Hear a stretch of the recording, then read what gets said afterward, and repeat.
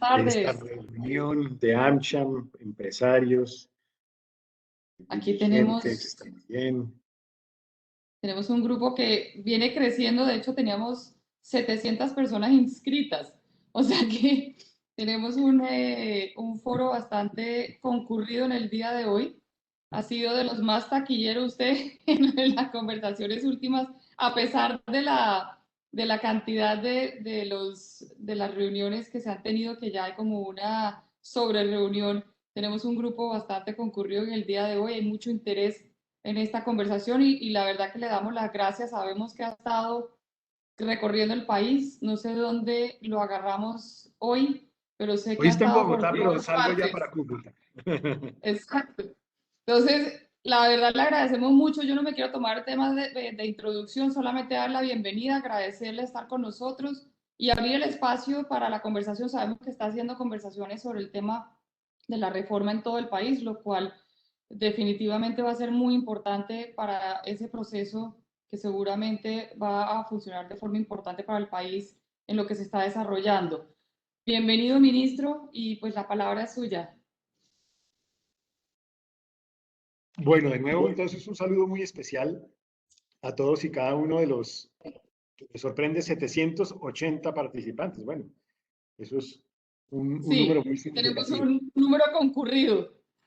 Muy bien. No, y yo quisiera de pronto aprovechar de pronto unos 20 minuticos, hacerles un seguimiento por acá, unos 20 minuticos para poner como un punto de partida para esta conversación y que a partir de ese punto de partida podamos establecer, si se quiere, una conversación de algunos de los asuntos que aquí se planteen, seguramente sin perjuicio de, de que podamos abordar algunos asuntos complementarios, llamémoslo así.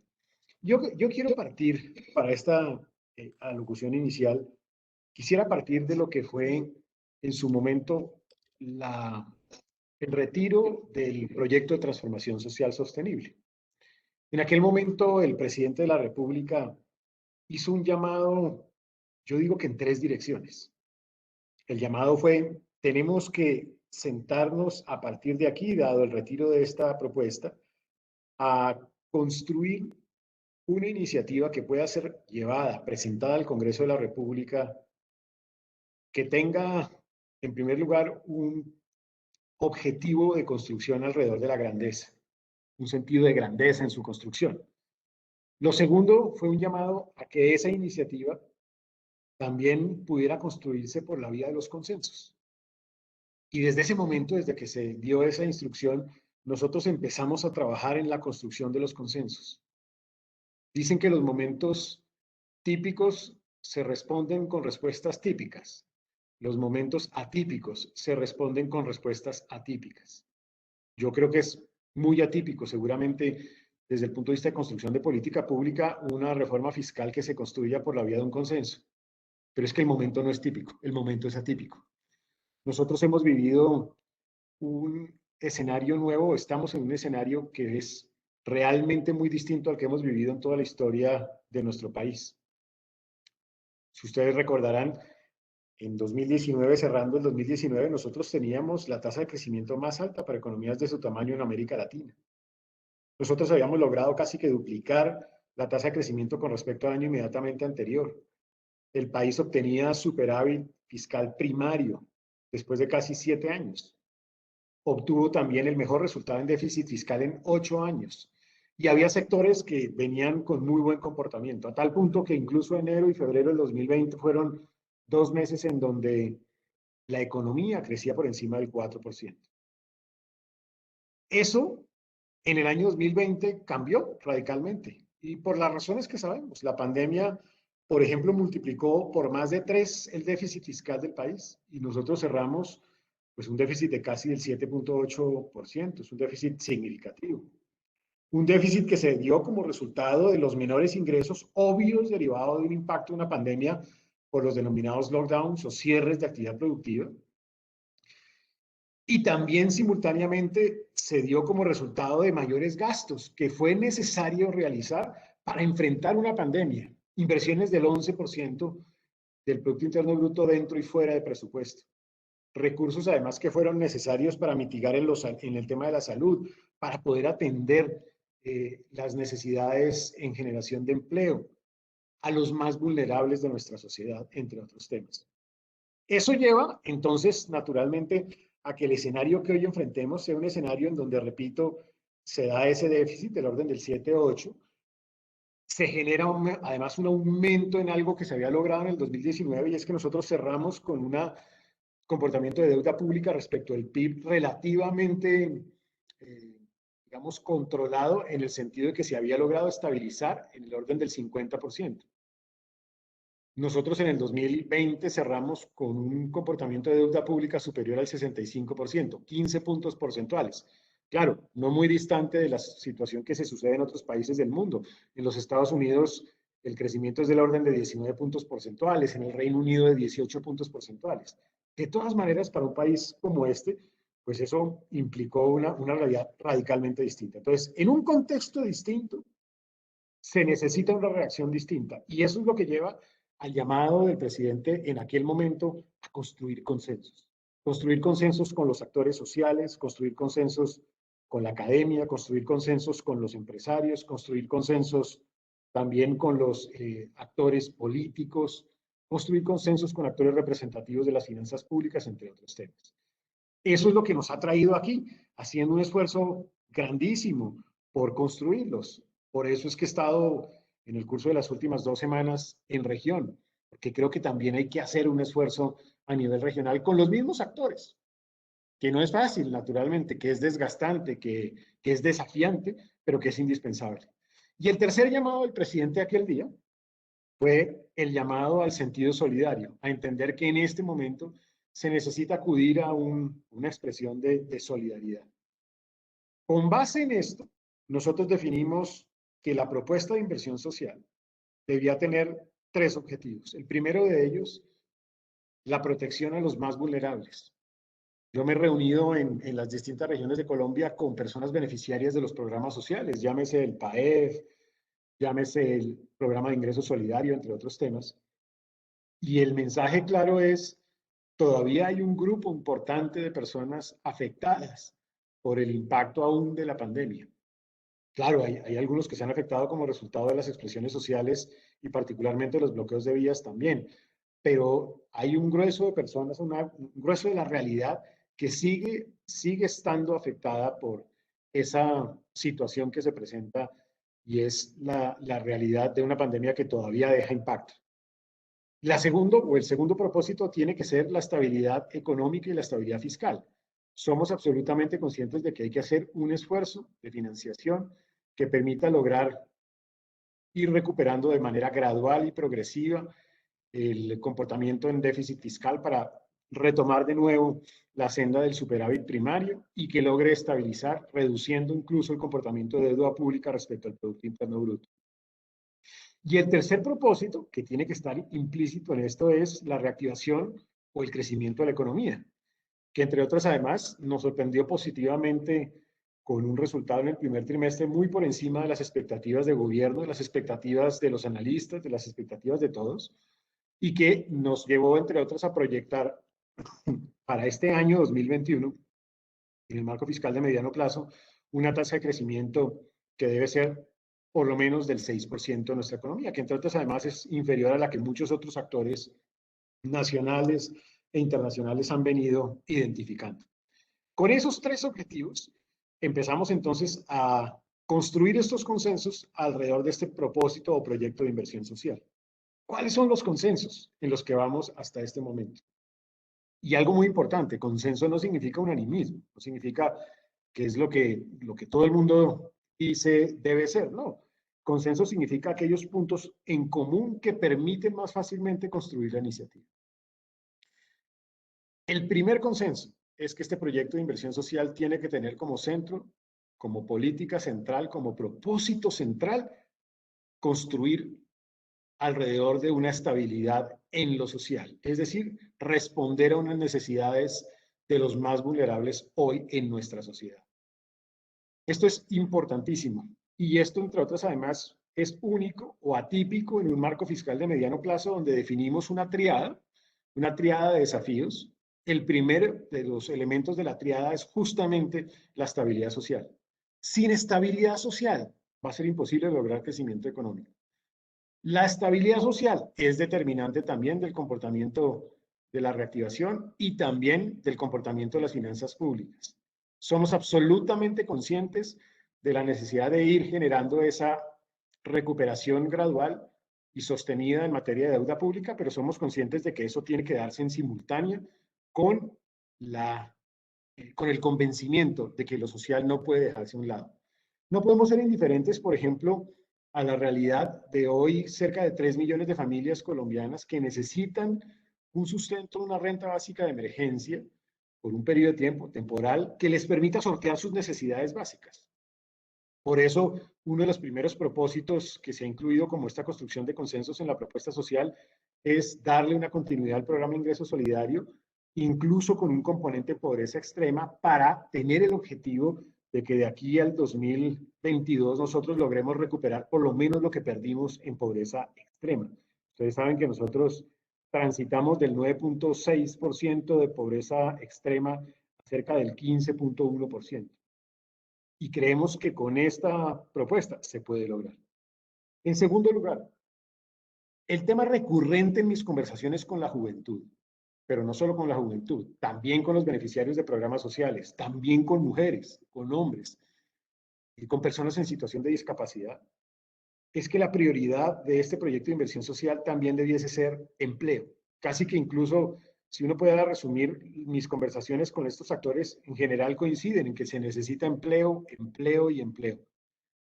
Y la primera forma de generar empleo, de dar oportunidades de empleo, sí, es a la juventud, para lo cual se necesita un mecanismo de incentivo a los sectores vinculantes de estos actores juveniles al mundo laboral, a la actividad laboral, y para lo cual se necesita un esfuerzo de financiación de ese programa.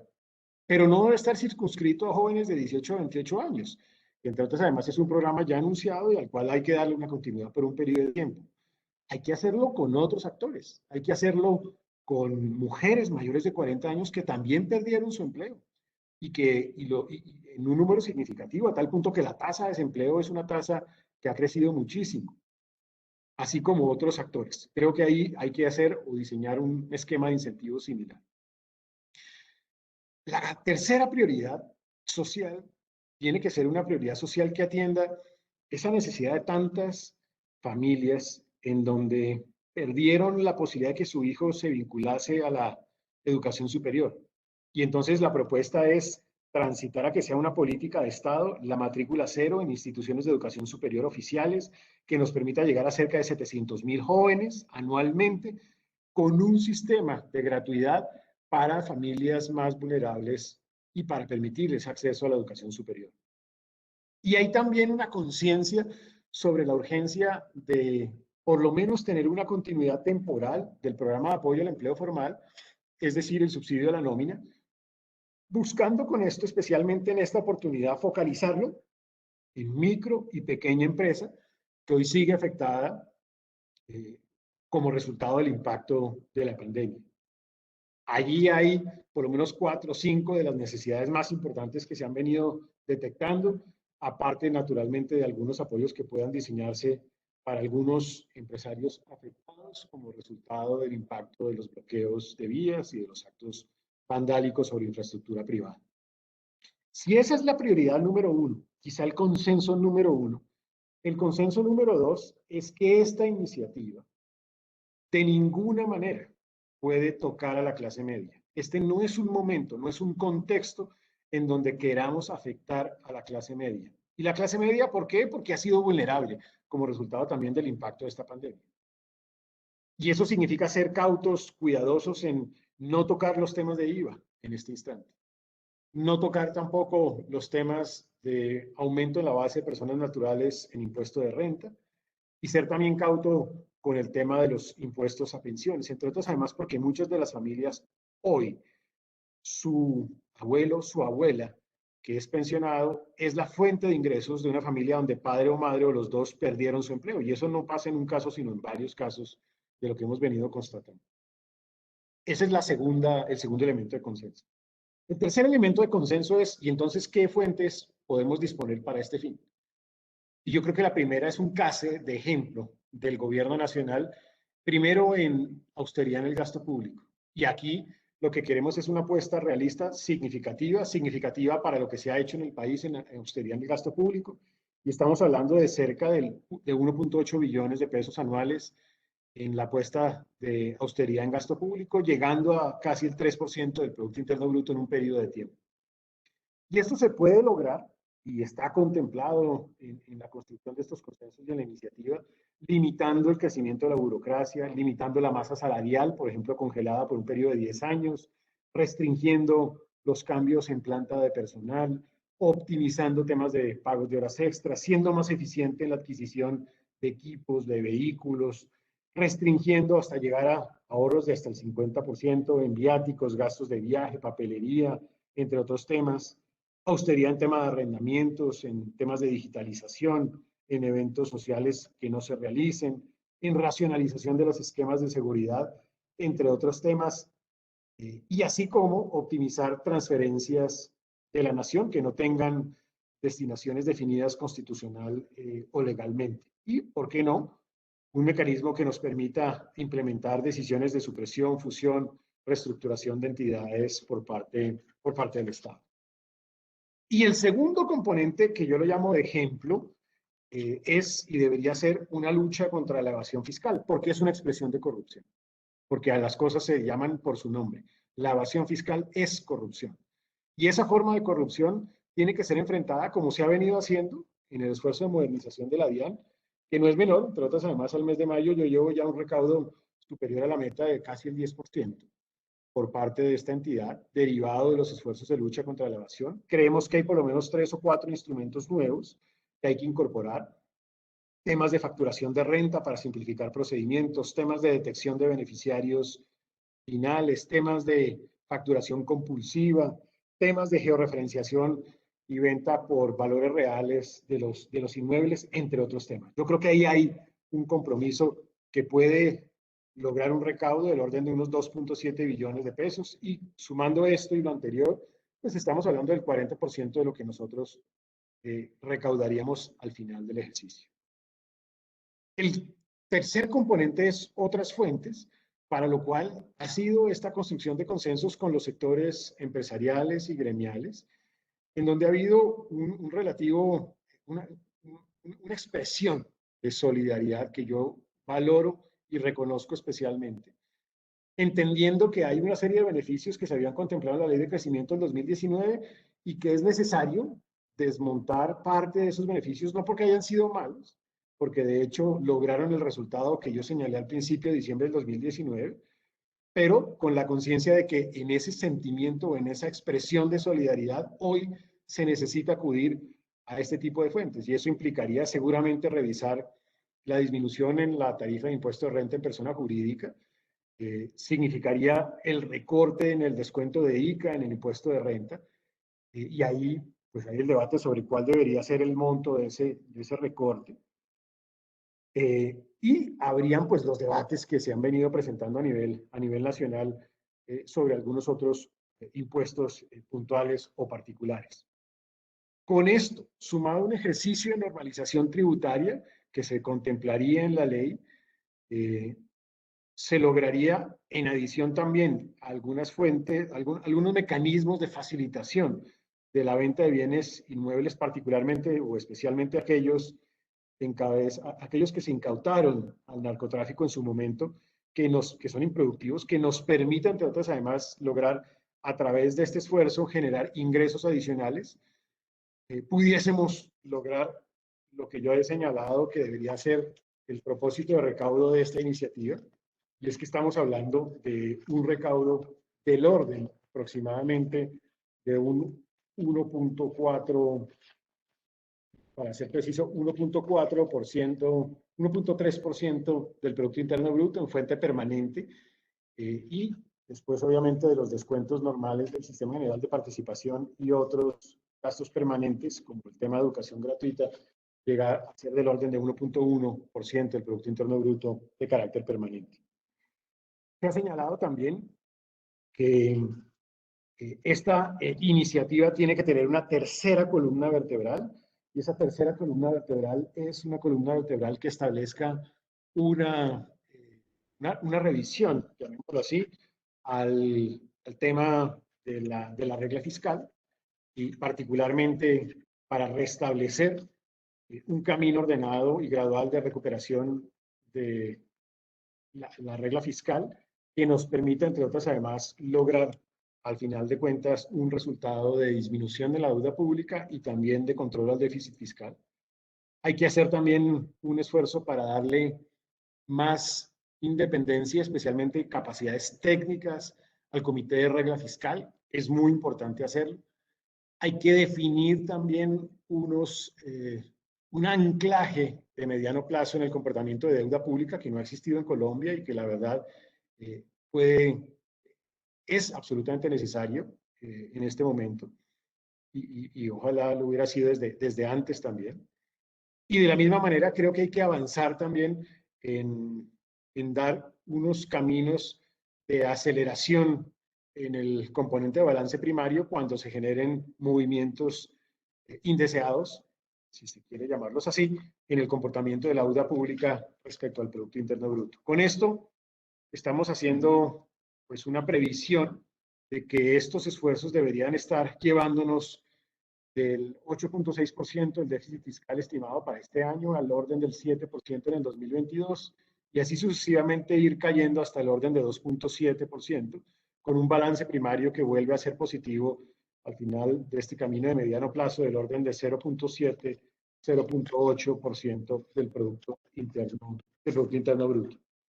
Este es como la línea general de los elementos en donde hemos encontrado ya un consenso que, repito, tiene tres propósitos, la triada de propósitos: el propósito de lo social, el propósito del crecimiento y la reactivación de la economía, y el propósito también de la estabilidad fiscal o de las finanzas públicas del país. No es una tarea fácil, no, de ninguna manera, pero es una tarea que creemos que es necesaria, que creemos que además es responsable y es de nuestro resorte el dar un primer esfuerzo, y eso también yo he sido absolutamente transparente, lo he dicho abiertamente, en el sentido de que este es un primer esfuerzo en una modificación, si se quiere, estructural de nuestras finanzas públicas, en donde se da 2/3 partes del ajuste requerido y una tercera parte seguramente tendrá que venir en un esfuerzo del siguiente gobierno. Pero aquí estamos dando el primer paso, que es un paso significativo en esa dirección. Yo diría que con esto son 20 minutos exactamente para poder establecer esta conversación. Muchas gracias, ministro. De hecho, tenemos ya varias preguntas que han venido llegando a través del chat, y como lo hemos mencionado, vamos a ir mencionándolas a medida que van presentándose en el chat, por lo que invitamos a los asistentes a que hagan sus preguntas a través del chat de esta conversación. Una primera pregunta es sobre los tiempos que se tienen pensado o que espera el gobierno para la aprobación de esta reforma una vez comience la nueva legislatura. Muy bien, muy bien. Aquí, ¿qué ha habido en este tema? Nosotros tenemos que ser absolutamente conscientes de que el momento y la forma como se presenta el proyecto sea una forma que nos permita tener un grado de éxito en el tránsito con la ciudadanía, con la sociedad y en el Congreso de la República. En ese orden de ideas, nosotros empezamos a trabajar casi desde el momento en el cual se hizo el anuncio por parte del señor presidente de asumir este desafío en este instante, en esta cartera, y empezamos a trabajar en la construcción de los consensos. Ha habido esfuerzos muy importantes en conjunto con el Congreso de la República, todas las comisiones económicas, las bancadas, los partidos políticos, los actores sociales, los jóvenes, en fin, distintos actores de la sociedad, incluso actores sindicales, entre otros temas, gremiales también. En ese esfuerzo, nosotros hemos visto que había el espacio para poder presentar la reforma y lograr su tránsito con éxito y ser presentada en la siguiente legislatura. En otras palabras, ser debatida a partir del 20 de julio de este año. Esa es la meta. Este será un proyecto presentado con mensaje de urgencia. Tiene que ser un proyecto presentado para ser debatido a partir del 20 de julio, obviamente cuando ya estén activadas las comisiones económicas correspondientes. Esto se ha venido discutiendo también con los actores políticos. Y creo que era muy importante el poder lograr que hubiera como una armonía y una construcción colectiva conjunta para esta iniciativa. Ha sido valioso el recoger las iniciativas, propuestas y compromiso además del, de los partidos políticos, de los distintos partidos políticos, y creo que vamos en la dirección de poder avanzar en lo que acabo de decir. A partir entonces del 20 de julio, pues vendrá lo que es un trámite con mensaje de urgencia, con tránsito a través de las comisiones terceras y cuartas, el Congreso de la República, conjuntas, y después, o a partir de allí, vendría pues la presentación a las respectivas plenarias para que se dé su aprobación. Aspiraríamos a que se dé en el mes de agosto. Esto se hace casi que en simultánea con la presentación y desarrollo del presupuesto general de la Nación para el 2022, que es otro pues, de los grandes proyectos que hay que presentar y desarrollar en este momento. Tenemos varias preguntas que van llegando, algunas relacionadas con la reforma, otras no. Voy a irlas intercalando para que podamos darle el mayor chance a todos los que están. Vamos yo las voy recogiendo aquí y de Perfecto. pronto vamos de más ágil así. Perfecto. Sí, entonces sí, hay una que si está no, yo me demoro relacionada. mucho en cada uno. Perfecto. Entonces, ahí tenemos una relacionada con la OEA, que es teniendo en cuenta que ya lleva más de un año de discusión de este tema y el borrador ya fue publicado el año pasado para consulta pública, está en revisión jurídica en Hacienda y en DIAN. ¿Cuándo se esperaría que se pueda tener esta nueva regulación? Esa es una. ¿Estamos hablando de operadores económicos autorizados? Sí, señor. Ok.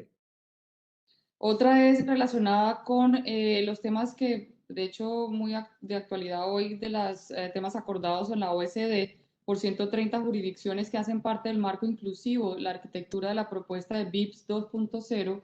Esta será reportada al G20 en julio 8 y 9. En octubre estaría lista la normativa detallada a implementar. Colombia adoptará algo en esta reforma tributaria sobre este tema, que es lo nuevo establecido por la OECD sobre los temas de impuesto que se acordaron por más de 120 países. Se piensa dejar, aquí voy a retomar el orden,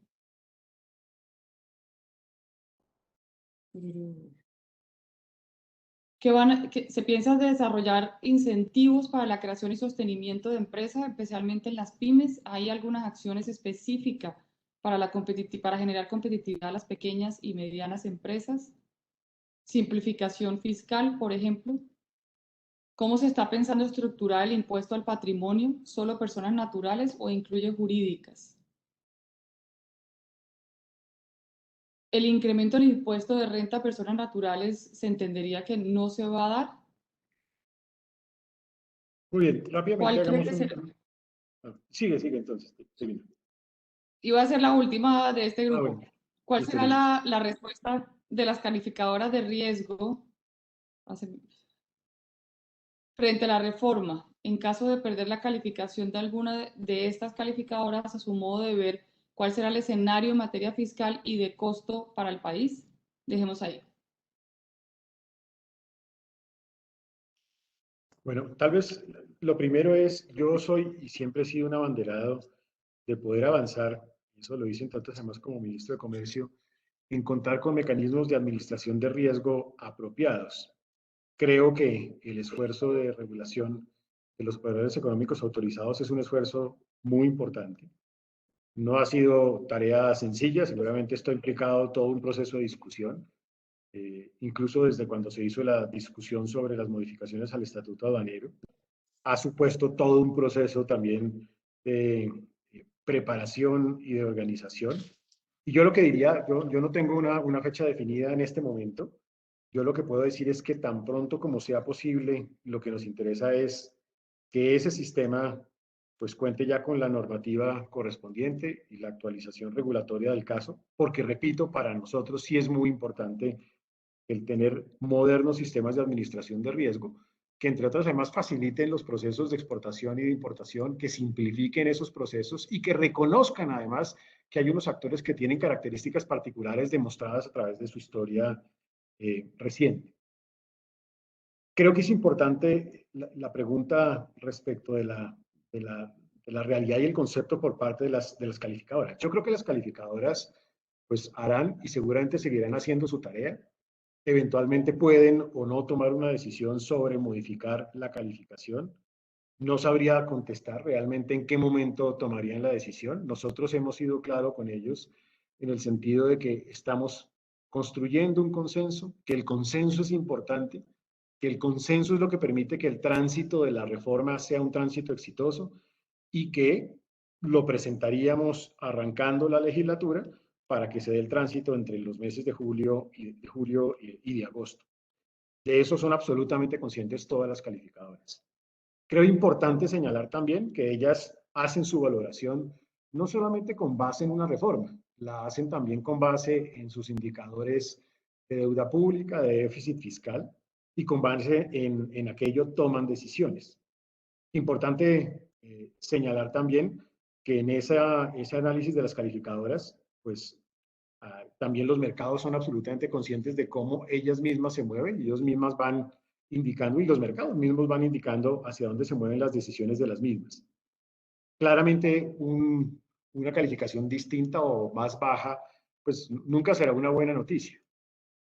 De todas maneras, Colombia siempre ha sido una nación que, independientemente de la calificación, ha sido responsable con sus finanzas públicas, y con una o con otra calificación, Colombia de todas maneras presentará y avanzará en su reforma fiscal, que en este caso se llama Proyecto de Inversión Social.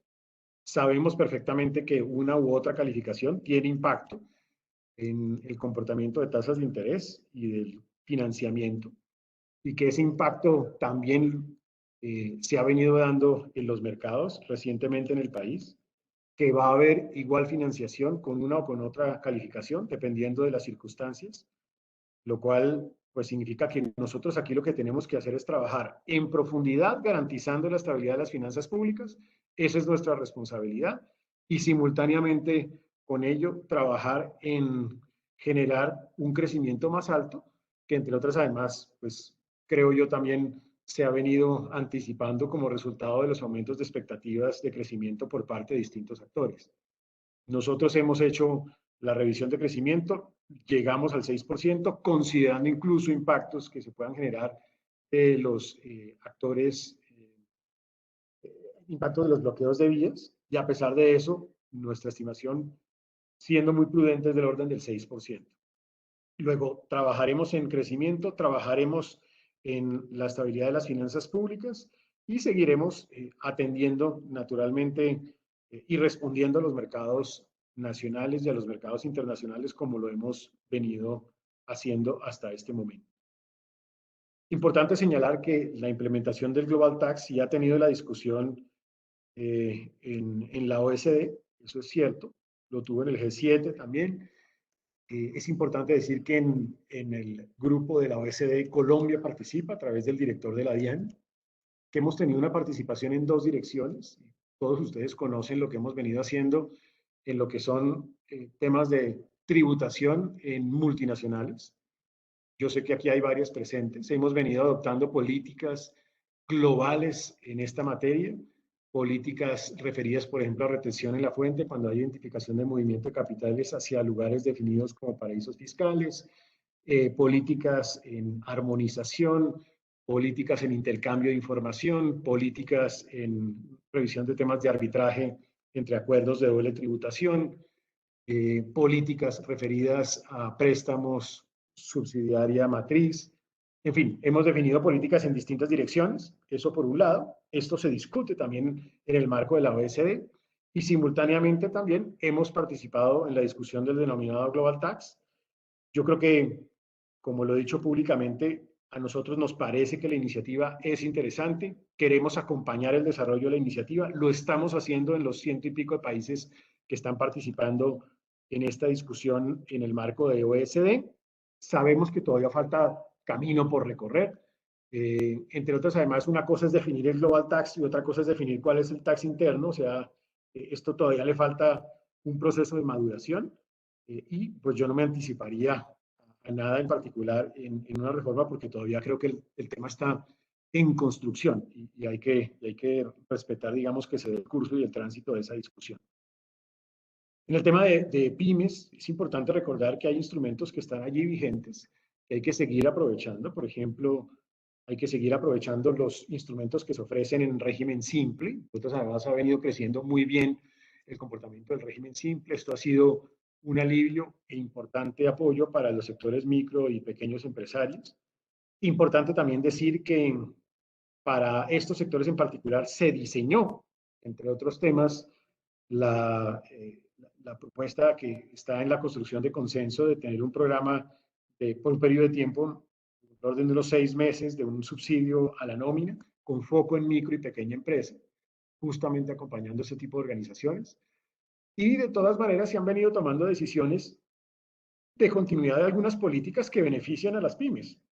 Me refiero, por ejemplo, a algo que no estaba previsto, y es que el programa de garantías del Fondo Nacional de Garantías continuara a partir del mes de junio y cubriera también a la micro, a la pequeña empresa. Ese programa estaba para terminar en junio, se le dio una continuidad pensando en el apoyo a estos sectores de la economía. Luego siguen vigentes, pues este tipo de respaldo, llamémoslo desde lo fiscal, sin perjuicio de todo lo que las carteras sectoriales en comercio, en agricultura, entre otras, realizan. Para no ir muy lejos, la ley de alivio a los pequeños productores del campo es un avance sustantivo que se logró a través de un proyecto de ley. El proyecto de ley de emprendimiento es un avance importante para estos sectores y los esfuerzos que, repito, realizan las carteras sectoriales.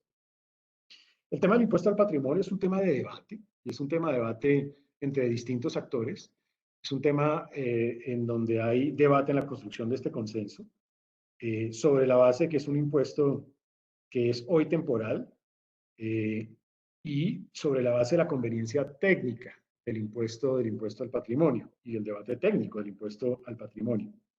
Claramente el tema de el tema de impuesto de renta, de modificación del impuesto de renta en principio se ha charlado, se ha hablado, se ha concluido sobre algunas líneas de consenso en el sentido de que no se incluiría una modificación en el impuesto de renta en personas naturales, especialmente en lo que es el tema de la base de personas naturales y sobre la base de la tarifa de tributación que tienen hoy en general las personas naturales en el país. Sin embargo, pues es un tema, repito, de construcción todavía de consensos y debate en donde lo que se tiene absolutamente claro es no ampliar la base en personas naturales en el impuesto de renta.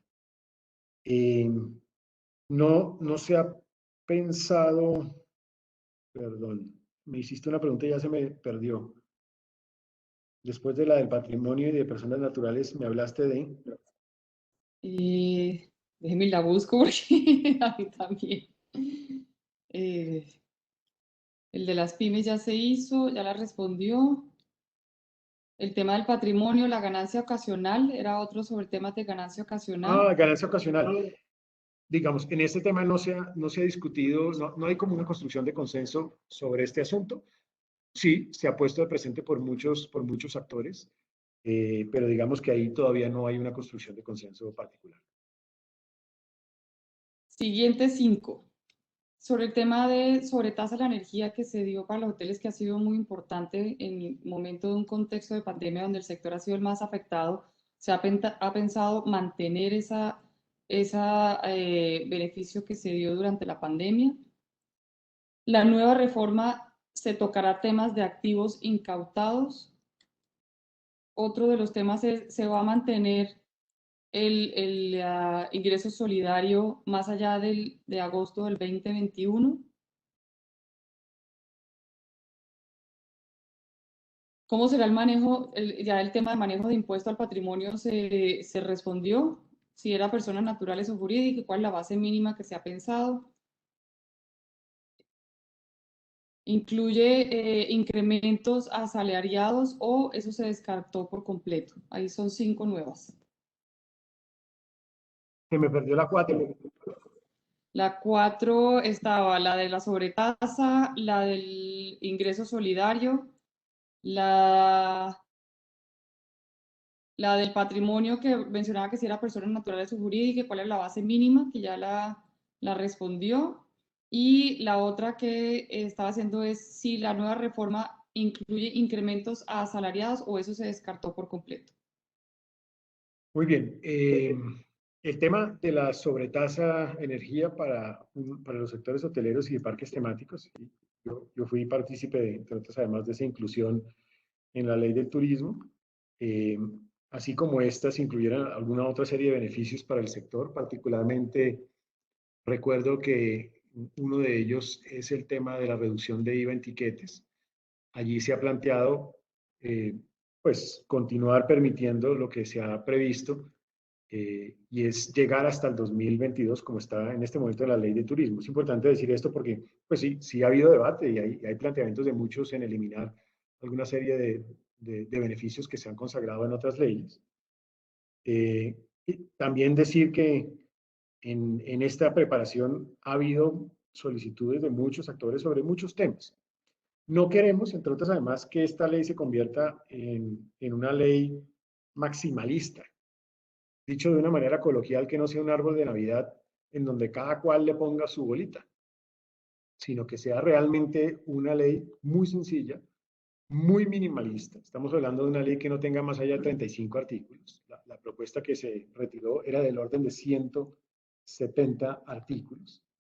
Y creo que es muy importante pues señalar que en esta oportunidad lo que queremos es que sea algo de relativo fácil tránsito en el curso del Congreso de la República.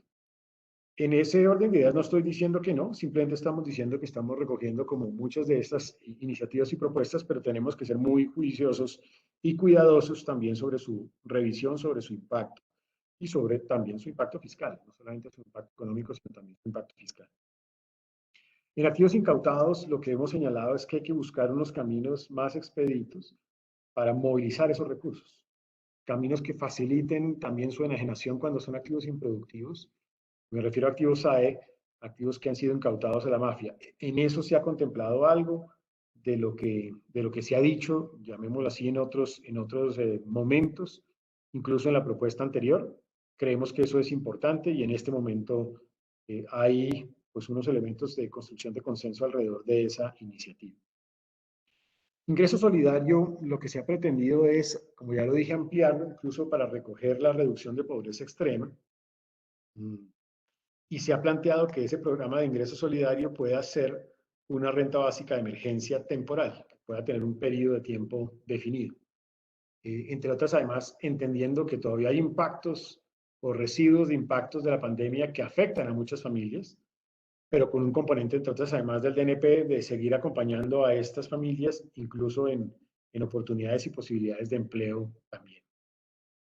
En materia de incrementos a los asalariados, me imagino que se referirían al denominado impuesto solidario. En las conversaciones que he tenido a nivel regional, ha habido, digamos, recurrentemente solicitud para avanzar en este tema. Sobre eso yo no hablaría de que existe hoy un consenso, pero sí hay muchos actores que lo plantean como una alternativa de fuente de ingreso temporal. Y como ya lo dije, en el tema de patrimonio, pues está el debate que yo acabo de Hay una propuesta que menciona que se le hizo, ministro, sobre el tema de la renta sea agravada al 24% hasta 13.700 VT y de ahí en adelante a 33% de tarifa marginal para ayudar a equiparar las cargas fiscales a las empresas de acuerdo con su ingreso y tamaño. ¿En qué va la idea? Es una de las preguntas.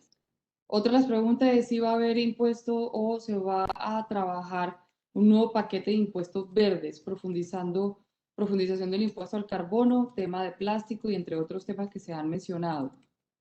Se contempla incremento en la tasa de renta o disminución o reducción de los beneficios tributarios. Se contempla incluir en el impuesto al carbono al carbón. Esas serían como las siguientes preguntas. Bueno, ustedes ya están entrando en el detalle de lo que debería tener el documento, el texto. Yo debo decir que todavía no tengo texto, entre otras además porque pues estamos de verdad en construcción de consenso, pero algunos puntos para para comentar sobre estos temas.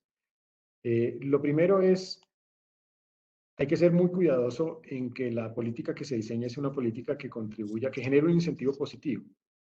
De hecho, de facto, el impuesto de renta es un impuesto que grava con diferencia a quien tiene más utilidades de quien tiene menos utilidades. Ahí hay una cosa de facto, funciona de facto así. Se ha pensado entonces en que la iniciativa, y eso responde a dos preguntas, no se genere la disminución en el impuesto de renta hasta el 30%, sino que se contemple una tarifa distinta y eventualmente puede ser ligeramente superior. También se ha pensado en que en principio no se incluirían impuestos verdes. Entre otras, además, porque se ha pensado que estos se pueden trabajar a través de un proyecto de ley particular, y eso incluye temas de carbono y otros similares impuestos verdes. Esa es como una primera línea de discusión de lo que hemos venido teniendo hasta este momento. Esto hasta el momento son la gran mayoría de las preguntas están repitiendo muchas de ellas. Hay una que habla sobre, ¿se ha considerado la inclusión en el proyecto mecanismos que favorezcan el recaudo y la gestión, plantear terminaciones por mutuo acuerdo, conciliaciones y en general un régimen transitorio para corregir errores u omisiones involuntarios con sanciones reducidas a tono con la situación económica generalizada? ¿Se ha pensado en extender los beneficios tributarios de la Ley de Turismo en materia de IVA para los hoteles? ANIF propone un impuesto plano para pensiones superior a 6 millones, dado que este ingreso equivale más o menos a $20.000 año, que es apenas el 42% del PIB per cápita de la OSD. ¿Se justifica? A ver, yo creo que hay que, digamos, ser también realistas en el momento que vivimos y en el contexto actual. Ha habido una discusión muy profunda y creemos que hay que ser cuidadoso respecto al tema pensional, en el sentido de que muchas familias hoy, como yo lo decía incluso en mi presentación inicial, viven de la pensión de un miembro de la familia, abuelo o abuela, cuyos hijos o hijas perdieron su empleo. Entonces, en ese orden de ideas hay que ser cuidadoso en un impuesto sobre este tema. En principio, hay expresiones de consenso en el sentido de no tocar por ahora, en esta oportunidad, y repito, tampoco esta propuesta pretende ser la reforma estructural que por 35 años hemos soñado en el país, no lo es. Es una propuesta que permite solventar unas necesidades de financiamiento social y de sostenibilidad de finanzas públicas para responder en este momento a lo que necesita el país y generar un margen que permita la reducción ordenada y gradual del déficit fiscal. En materia de incentivos, de nuevo, ahí el debate se ha venido dando claro, las solicitudes de algunos de sostener incentivos y las solicitudes de otros de eliminar todos los incentivos. Entonces ahí tenemos que ser muy cuidadosos. Y por otro lado, también hemos sido muy cuidadosos en no tocar el componente de IVA. Creemos que este no es el momento para tocar el tema de IVA y cualquier apertura a la discusión sobre un tema de IVA creemos que puede generarnos una discusión que no necesitamos o que no queremos generar o construir en la discusión de este debate. Entonces, yo creo que en eso seguramente pues vamos a ser tremendamente cuidadosas. Y respecto a esos asuntos, llamémoslo como de reducciones, eliminación de sanciones por recaudo, por gestión, como lo quieran ustedes denominar, ha sido en la construcción del consenso un tema que varios han puesto de presente. Lo estamos estudiando con todo el rigor y el cuidado por parte de la autoridad de impuestos para ver si es conveniente o si no es conveniente, si es apropiado o no, y si es de serlo, cómo sería, y de no serlo también tenerlo absolutamente claro si es el momento o no para introducir este tipo de mecanismos. Ministro, me insisten en que si es posible que se pueda hablar nuevamente sobre el tema del impuesto al patrimonio, que no les queda claro si va a haber impuesto al patrimonio o no, o cómo se estaría pensando. Entonces, si me permite, podemos reforzar el mensaje. Yo se la refuerzo de nuevo de vuelta, en la misma forma como lo hice anteriormente. Recuerden que Gracias. esta es una iniciativa en donde yo aquí no tengo un texto. Si tuviera un texto, seguramente ya estaría diciendo tal impuesto va, tal impuesto no va, de forma muy precisa. En el impuesto al patrimonio hay un debate, y hay un debate en la construcción de consensos con distintos actores. Hay actores que consideran que es conveniente y hay actores que consideran que no es conveniente. Quienes consideran que es conveniente lo ven como una oportunidad de garantizar, llamémoslo así, una distribución equitativa y lo ven como un impuesto que posiblemente pueda ser un impuesto temporal. Quienes no lo ven así, quienes lo ven como inconveniente, lo ven como inconveniente por razones técnicas, en el sentido de decir, este es un impuesto que quizá va en contravía de la forma como debiesen gravarse los patrimonios en una nación. Y también quienes se oponen a esta iniciativa señalan que este ha sido hasta el momento un impuesto temporal.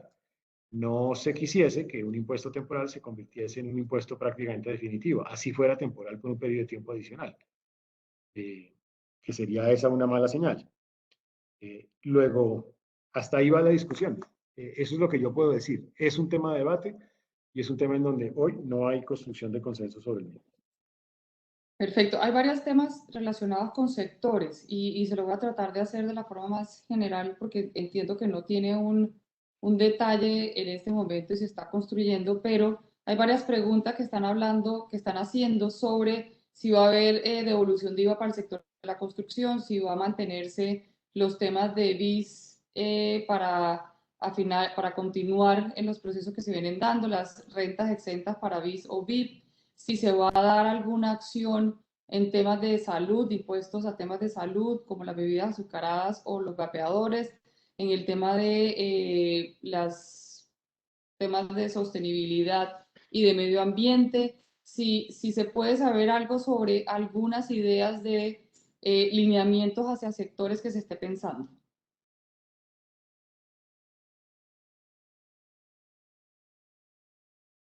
Bueno, en algunos de estos temas, varios de estos temas son temas ya muy particulares sobre temas que, entonces, además, sí, los han puesto muchos actores en las discusiones, pero no significa que sobre ellos exista ya una decisión definitiva, ¿o no?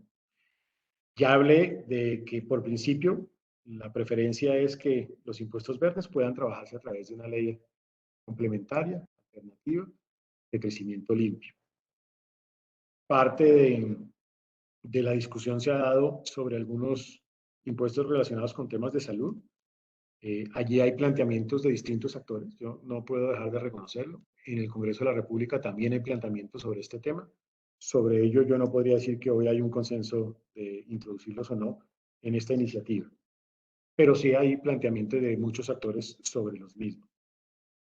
Claramente hemos dicho que esos propósitos de acompañar a algunos sectores de la economía que vienen incorporados desde ley de crecimiento, algunas anteriores, en principio se pretenden sostener porque creemos que esta iniciativa debe ser también un instrumento de reactivación económica. Instrumentos como el tema de la vivienda de interés social han sido valiosos para justamente lograr la reactivación económica y creemos que son positivos. Y en materia de devolución de IVA, pues vamos a ir evaluando cuál ha sido la evolución de la implementación de la medida que se hizo por parte de la DIAN para acelerar esos procesos. Vemos que es conveniente esa iniciativa y ya veremos de qué manera se le puede dar un esfuerzo de continuidad a la misma.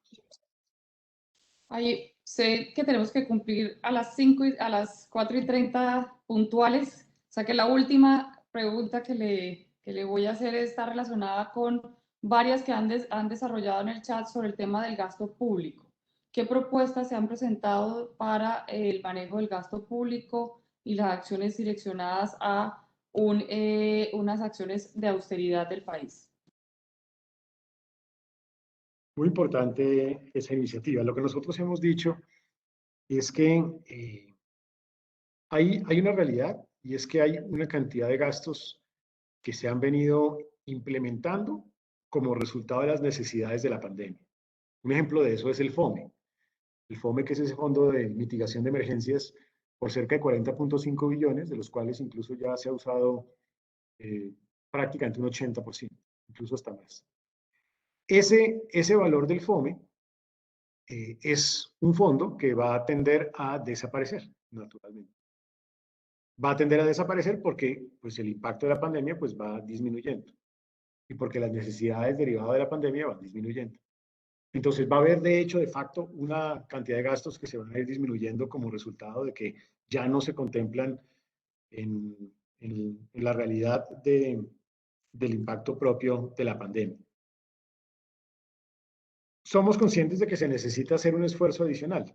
Allí hay una realidad y es que fácilmente el 80% del gasto público tiene una inflexibilidad a la baja porque tiene razones constitucionales o de otro orden que impiden tomar una decisión. Nosotros creemos que hay que enviar un mensaje de ejemplo por parte del gobierno central y en tal sentido se ha planteado la limitación en el crecimiento de burocracia del Estado para que no exceda el crecimiento que se prevé constitucionalmente, que es el de la inflación, de tal manera que la masa salarial deba crecer, no se dé un crecimiento de la masa salarial en los próximos 10 años. La eliminación también de algunas plantas de personal cuando la eliminación de las transformaciones de plantas de personal, a menos que sean transformaciones a costo cero. Reducir algunos sobrecostos laborales y ser o ajustarlos a lo estrictamente necesario. Avanzar en una eficiencia en algunos otros gastos, como viáticos, elementos de uso diario, entre otras, además, reconociendo que el escenario que estamos viviendo es un escenario distinto después de la pandemia y dado el uso de tecnologías. Pensar en eliminación de algunos planes de comunicación que de pronto no sean indispensables ser asumidos por parte del Estado. Una mayor austeridad en arrendamientos, reduciendo gastos de arriendo en instalaciones físicas, especialmente las de mayor costo, revisando muy bien dónde se ubica el establecimiento público para que no utilicen espacios muy grandes o muy costosos dependiendo de la ubicación dentro de la ciudad. Promover mucho más modalidades de trabajo en casa y de teletrabajo para lograr eso que acabo de decir. Priorizar modalidades virtuales de trabajo que permitan reducir gastos o costos de desplazamiento, tiquetes, viáticos y similares, o de eventos. Avanzar también en restricción en adquisición de vehículos. Digitalizar trámites y procesos administrativos para minimizar gastos de papelería y similares. Prohibir lo que son eventos sociales con recursos de presupuesto general de la nación. Racionalizar también esquemas de seguridad de servidores públicos, avanzar en optimización con recortes que puedan ser del orden de un 5% anual en transferencias de la nación incorporadas en el presupuesto general de la nación distintas, repito, a las constitucionales, o aquellas que se destinan a temas de pago de pensiones o de salud, entre otros. Y con eso se hace la estimación de que estamos hablando de un recorte del orden de 1.8 billones de pesos, que creemos que es un recorte importante y que nos permitiría tener un esfuerzo por parte del gobierno nacional en esta tarea. Se me olvidó también señalar, también permitir la posibilidad de tomar decisiones de fusiones, escisiones de entidades a través de algún mecanismo que se diseñe en esta iniciativa. Ministro, muchas gracias por su tiempo. Son las 5:30 en punto, perdón, 4:30 en punto. Como acordamos, pues le agradecemos mucho el tiempo. Sabemos que todavía hay manejo, si se puede decir, de poder contribuir al consenso de esta iniciativa y pues esperamos seguir contribuyendo y enviando contenido de cada uno de los afiliados para contribuir a ese esfuerzo.